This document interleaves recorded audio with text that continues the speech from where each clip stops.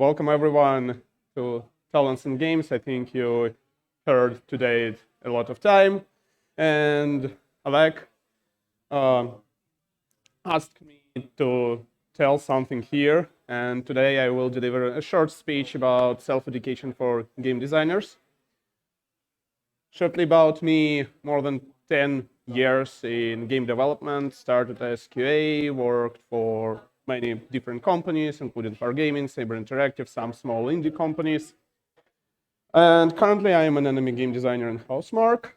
Also, I have taught beginner game designers for about 3 years, including myself. I'm still beginner, but with 10 years experience. Of course, I'm also a hobby programmer. I just like programming, at least do something that looks like a code. And of course, I am a game jam enthusiast. I really like game jams, and always say that everyone who wants to become a game developer or improve their skills, they must try to participate in any game jam, short game jam. And today, in this short time, we will talk about mostly education, but also I will ask a question: who are game designers, mostly to synchronize with my audience and be sure that everyone understands what I mean. Then I'm talking about game design and self-education. Game design, I explain a little bit about specializations in game design, and also give some advice about self-education and skill improvement for the future.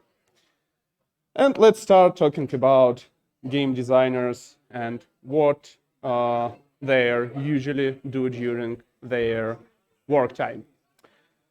In general and in short, first of all, designers are working on gameplay, and they devise rules of the game, how the game should work in terms of logic, but not in terms of code. Also, one of the most important duty is writing game design specs, game design documentation, because then you have a team more than 2 people. It's hard to convey all the ideas, and everyone tend to do the game they want, but not the game we need. And also, we just tuning our system, we adjusting our balance, we work with some variables to make everything feel great, fun to play, and engaging. However, there are a lot of specializations in game design, because the bigger the project, the better than everyone knows only one small thing and you can work on it. One of the first specializations every game designer faced in their career is generalist. Usually you can't find generalist, senior level generalist, just because it's hard to be generalist all the time, all your life. Over time, you will find what you really like to do and enjoy this process. That's why there are, for example, system game designers who usually write documentation. They work on different game systems, progression systems, etc. Monetization and balance game designers, they usually work on economy, including monetization, obviously. Combat game designers, enemy game designers, they work on combat flow, 3C, enemies, etc. Technical game designers is a little bit interesting position, because sometimes it's just programmers who really like game design, or vice versa. Game designers who sometimes like to do some code, or at least something what looks like a code. And also narrative designers. And now we start talking why it's vital to self-educate yourself, why it's important to improve your skills as a game designers all the time. First of all, obviously, career growth. If you want to become a really good game designer, or become a game director, producer, etc., you have to educate yourself. You have to learn new things over time. Yeah, second thing, if you don't feel like working for a huge company, corporation, where you can find 100 people or 500 people or thousands of people, you can work in a small team, but the smaller the team, the more duties everyone has. Usually, for example, game designers can be at the same time, well, for example, product manager and game design, and for example, UX design with designers, just because it's life. And some programmers can be AI programmers and graphic programmers in this team at the same time. It's a usual situation in very small teams.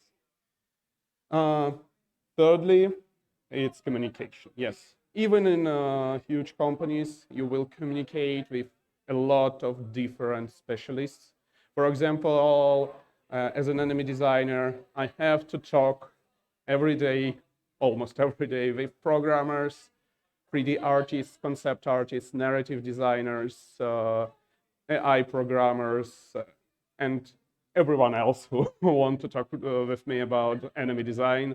And then you can talk with them at least more freely. You have to learn a lot. And yeah, it's just fun. It's always fun to learn something new. It's always fun to open something new about, for example, your engine of choice, or about some approaches, how to build an interesting game, how to create some cool graphics effects, etc. And yeah, but I don't recommend to improve whatever skills you want. If you want to be a superb game designer, I recommend to improve these skills, which I will talk right now.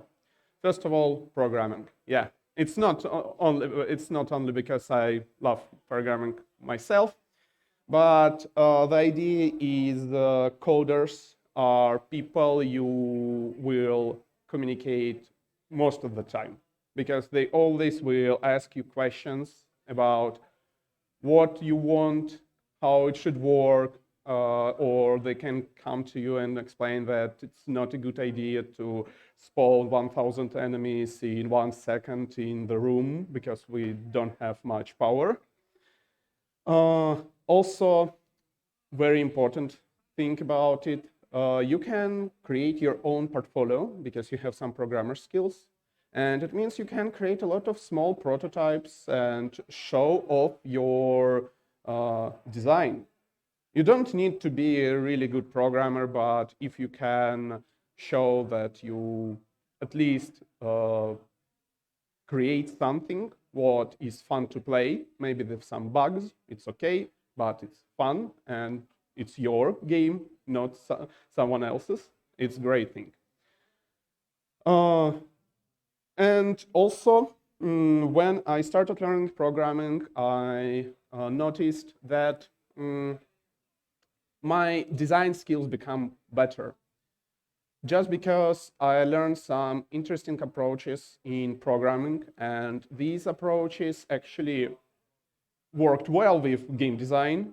As a result, I devise clean game design principles and clean game design documentation principles. Next, QA testing. Yeah, QA testing. I love QA. QA are very important people in game industry, and their skills also are very useful for game designers. Not because you will become a QA, or for example, you can be at the same time QA in game design. I don't recommend to be like that. It's very painful. But usually, then programmers finished working on some system or enemy or game mechanic, they ask game designer to check if it works well and if it at least look like what game designer really want. And QA skills can help you to evaluate everything and to find some simple bugs. But remember, if you know some QA skills, it doesn't mean that you do not need QA. QA are always welcome in any game project. Believe me, I was in a situation when I was a QA and game designer at the same time. And of course, QA are also people who can bring you a lot of really valuable feedback, and then you can talk with them using their language. It's better. Yeah, team management. As I say, the smaller the team, the more duties you have, and management is the thing which usually stick to game designers while working on small projects, just because game designers are aware of states of different game systems.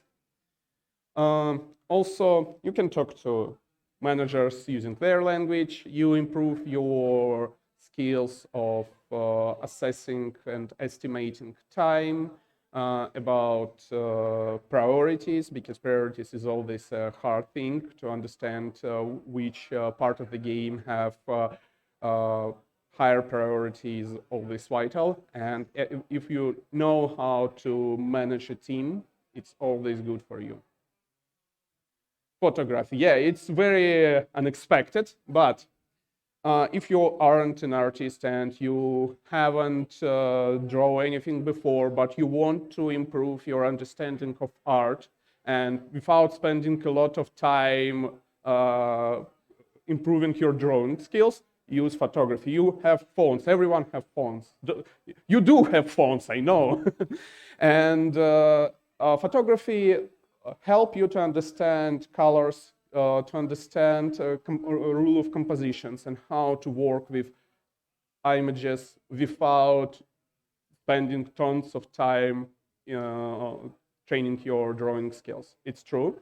But if you already like to draw something, it's okay. But if don't, use photography to improve your skills. Also, you can learn a little bit about Photoshop and how to use it, or other programs to create some images or edit them.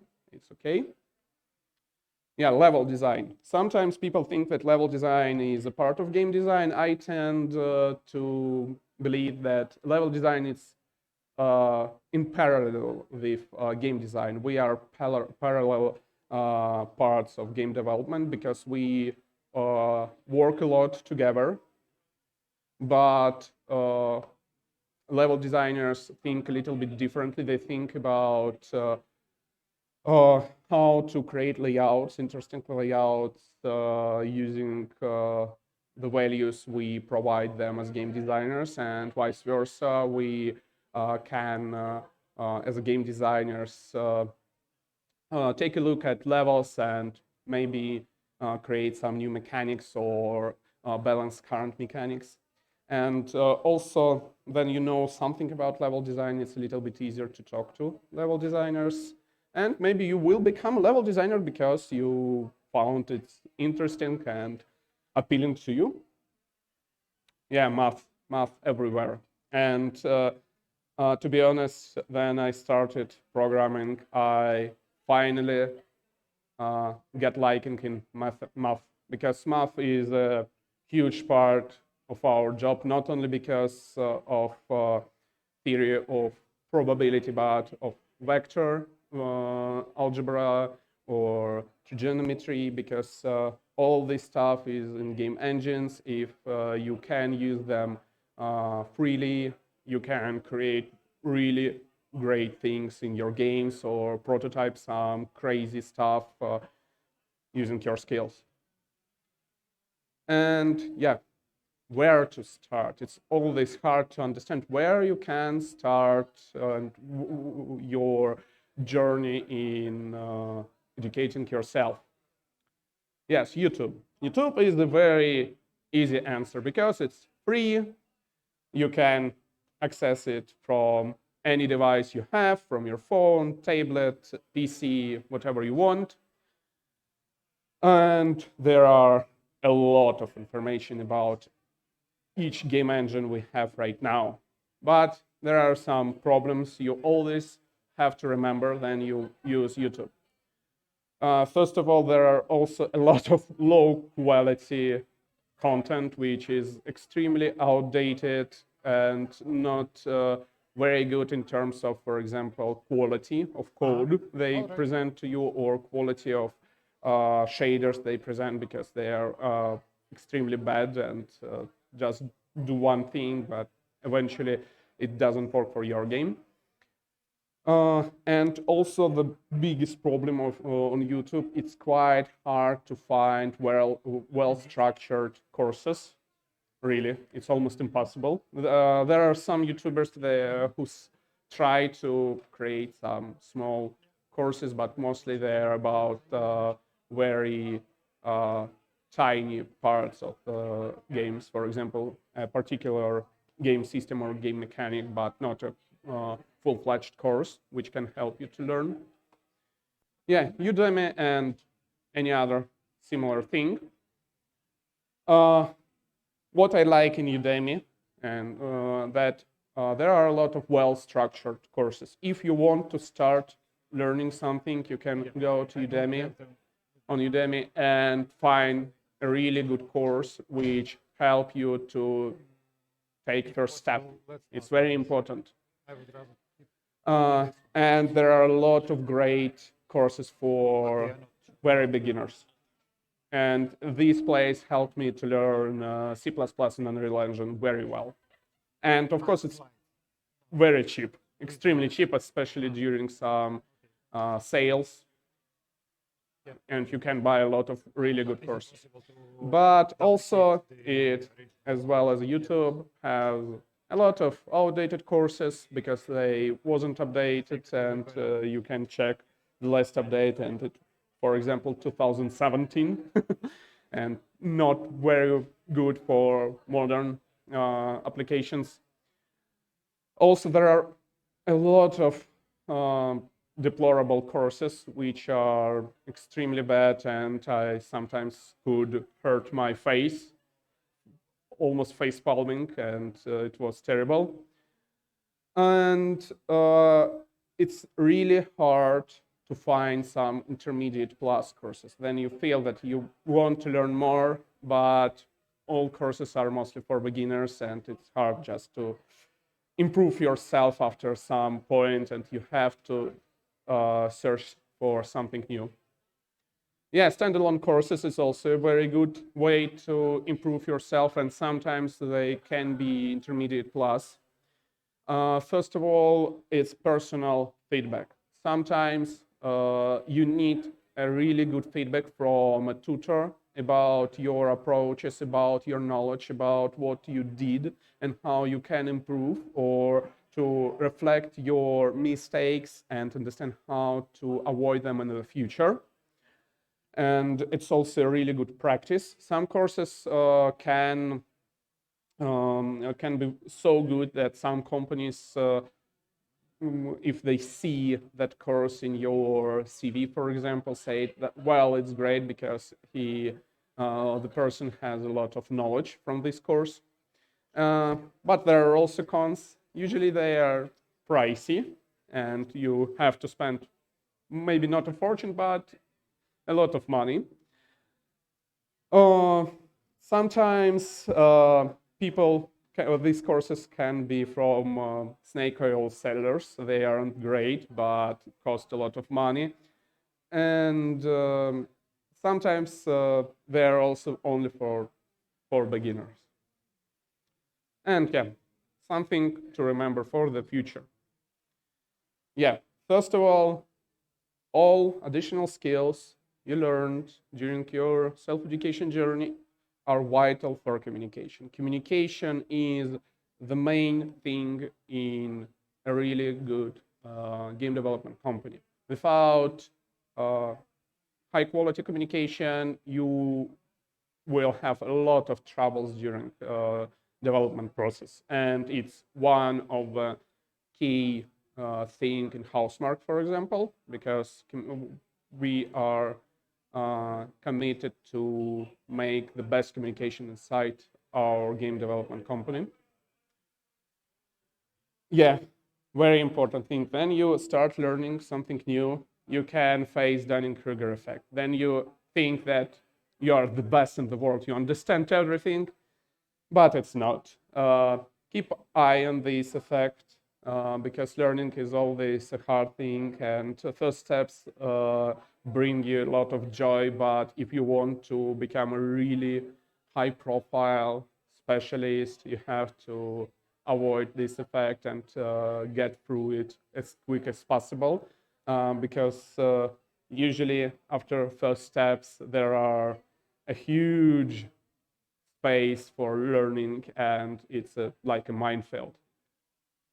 Yeah, focus on one thing. Don't try to learn everything at once because it can bring you to the situation then you become a jack of all trades, master of none, and it's not a good thing, especially then you want to become specialist in game design or programming, it doesn't matter. Yeah, always thoroughly inspect the course program. I dare say that when you try to find your first courses, you're highly likely will make some mistakes because it's hard to understand which courses are great, which are deplorable, etc. But if you inspect the program, you will have at least some understanding of what you will learn there. Yeah.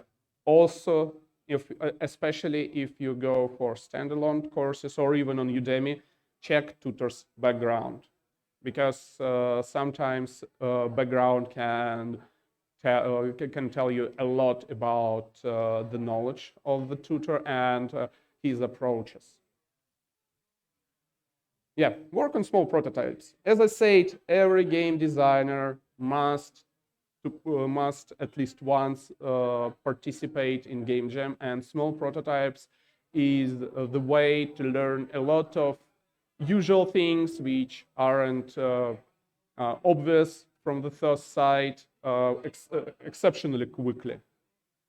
And yeah, practice makes perfect. Without practice, you won't learn anything to a good level. And without constant practice, creating small games, experimenting, prototyping, you won't create something really good in the future. Yeah, and we also have some open positions in Housemarque, mostly lead positions, but it's very important. If you are interested in these positions, please check our site and apply for them. And thank you, everyone, for being here. We have time for a couple of questions. The first one from any game designer. Any courses, books, or tutorial in particular you recommend for game designers?